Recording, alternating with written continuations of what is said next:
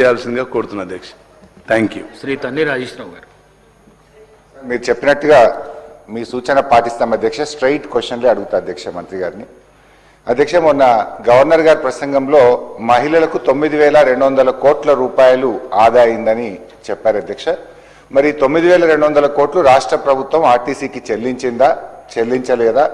ఒకవేళ బకాయి ఉంటే ప్రభుత్వం ఎంత బకాయి ఉందో మంత్రి గారు చెప్పాలి. Question number 1. క్వశ్చన్ నెంబర్ 2 అధ్యక్ష, ఆర్టీసీ లాభాల్లో ఉందా, నష్టాల్లో ఉందా? ఒకవేళ లాభాల్లో ఉంటే కార్మికులకు ఇవ్వాల్సినటువంటి బెనిఫిట్స్, ఏరియర్స్ కానీ వాళ్ళ సిసిఎస్ కానీ ఎందుకు ఇవ్వడం లేదో మంత్రి గారు చెప్పాలి. 3వది అధ్యక్ష, కొత్తగా మరి పిఆర్సీ డ్యూ ఉన్నది 3 ఏళ్ల నుంచి. కొత్త పిఆర్సీ ఆర్టీసీ ఉద్యోగులకు ఎప్పటి నుంచి ఇస్తారో కూడా మంత్రి గారు చెప్పాలి. 4వది అధ్యక్ష, కాంగ్రెస్ పార్టీ తన మేనిఫెస్టోలో ఆర్టీసీ యూనియన్ పునరుద్ధరిస్తామని చెప్పి మీరు హామీ ఇచ్చారు. ఎప్పట్లోగా యూనియన్ పునరుద్ధరిస్తారో మంత్రి గారు సూటిగా సమాధానం చెప్పాలి.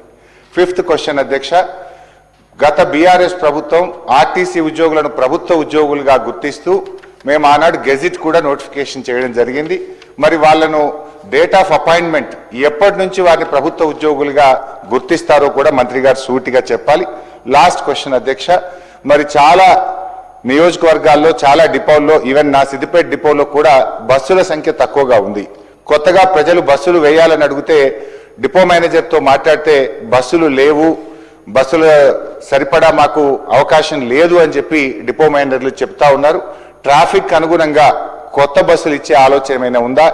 మరి ఇప్పటికే టైం అయిపోయినటువంటి బస్సులను కొత్త బస్సులతో రిప్లేస్ చేసే ఆలోచన ప్రభుత్వానికి ఏదైనా ఉందా? మంత్రి గారు సూటిగా సమాధానం చెప్పాలని మీ ద్వారా కోరుతున్నాను. గౌరవ మంత్రి గారు.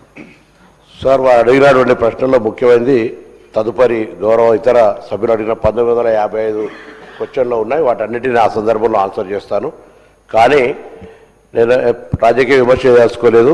ఆర్టీసీని మోయలేము, మూసేస్తాం. వారు గౌరవ అధ్యక్షులు ఉండ్రి కంప్లీట్గా 48,000 మంది ఉద్యోగులను వేటు వేస్తున్నామని చెప్పేసి రకరకాల అంశాలను ఆర్టీసీకి సంబంధించి బస్సులు కొత్తది ఒకటి కొనకుండా 10 సంవత్సరాలు ఒక కొత్త నియామకం చేపట్టకుండా అన్ని రకాలుగా ఆర్టీసీని నిర్వీర్యం చేసిన తర్వాత వచ్చినటువంటి ఈ ప్రజాపాలన ప్రభుత్వం ఆర్టీసీకి సంబంధించినటువంటి అనేక అంశాలు, ఆఖరికి గత 10-15 సంవత్సరాలుగా వివిధ కారణాలతోటి సస్పెండ్ అయినటువంటి ఉద్యోగులకు కూడా 3-man కమిటీ వేసి మానవతా దృక్పథంతో 250 ఉద్యోగాలు కూడా ఇచ్చిన అధ్యక్ష తిరిగి. అంతేకాకుండా కారుణ్య నియామకాలు చేపట్టడం కావచ్చు, దాదాపు 2,700 కొత్త బస్సులు కొనడంతో పాటుగా వారు చెప్తున్నట్టుగా 15 సంవత్సరాల పైబడ్డ బస్సులన్నీ కూడా రిప్లేస్మెంట్ చేస్తూ ఉన్నాం. అంతేకాకుండా మహిళా సంఘాల ద్వారా మహిళలను యాజమాన్యం చేసి కూడా బస్సులు కొనుగోలు చేస్తూ ఉన్నాం. మహిళలు బస్సుకు సంబంధించినటువంటి ఉచిత బస్సు తర్వాత కొంత డిమాండ్ ఉన్నమాట వాస్తవం. ఇప్పటికే అనేక కొత్త బస్సులు ఈవెన్ హైదరాబాద్ నగరంలో కూడా కొత్త రూట్లను ఇంట్రడ్యూస్ చేస్తూ ఉన్నాం. గౌరవ సభ్యులందరూ కూడా ఆర్టీసీకి సంబంధించినటువంటి బస్సులు డిమాండ్ చేస్తూ ఉన్నారు. ప్రభుత్వం దానికి అనుగుణంగా ఇటీవల జరిగిన రివ్యూలో కొత్త బస్సుల కొనుగోలుకు సంబంధించి కానీ లేదా ఈ మధ్య కేంద్ర ప్రభుత్వం తీసుకున్నటువంటి PM E-డ్రైవ్ కింద మరి ఎలక్ట్రికల్ బస్సులు తీసుకునే అంశానికి సంబంధించిన విషయం లోపల కూడా సానుకూల నిర్ణయం తీసుకొని ఆర్టీసీ కార్మికులకు సంబంధించిన జీతభత్యాలు ఇష్యూ కావచ్చు, వాళ్ళు గతంలో బకాయిలు పెట్టిన PF ఇతర అంశాలన్నీ కూడా ఒక్కొక్కటిగా నెరవేర్చుకుంటూ వస్తాను. విలీన సమస్య కమిటీ దగ్గర పెండింగ్ ఉంది. గుర్తింపు సంఘాలకు సంబంధించిన ప్రభుత్వం దగ్గర డిస్కషన్ అయ్యేది ఉన్నది. వీటన్నిటికి సంబంధించి ఆర్టీసీ కార్మికుల సంక్షేమం ఈ ప్రభుత్వ లక్ష్యంగా, ప్రయాణికుల సౌకర్యం ఈ ప్రభుత్వ లక్ష్యంగా, ఆర్టీసీని అభివృద్ధిలోకి తీసుకుపోయే విధంగా కార్యాచరణ తీసుకుంటున్నామని మీ ద్వారా గౌరవం నిలదలుస్తాను. ఇంత స్పష్టంగా 1950 క్వశ్చన్ నెంబర్ సేమ్, దానికి అప్పుడు ఆన్సర్ మళ్ళీ సభ్యుడు అడిగిన దానికి సేమ్ క్వశ్చన్ 1955 ఉంది. ఆర్టీసీ విలీనంకు సంబంధించి ఉన్నది, ఎలక్ట్రికల్ బస్సులకు సంబంధించి ఉన్నది. దీని తర్వాత సేమ్ క్వశ్చన్ ఉంది. నేను అది కూడా చెప్తా ఉన్నా. దీనికి సంబంధించి ఆర్టీసీకి కంప్లీట్గా నెగ్లెక్ట్ చేసి మూసేస్తామన్నటువంటి వాళ్ళు అడుగుతుంటే అందరికి సంబంధించి ఇలా ఆర్టీసీని ఆపరేషనల్ ప్రాఫిట్లోకి తీసుకెళ్తా ఉన్నాము.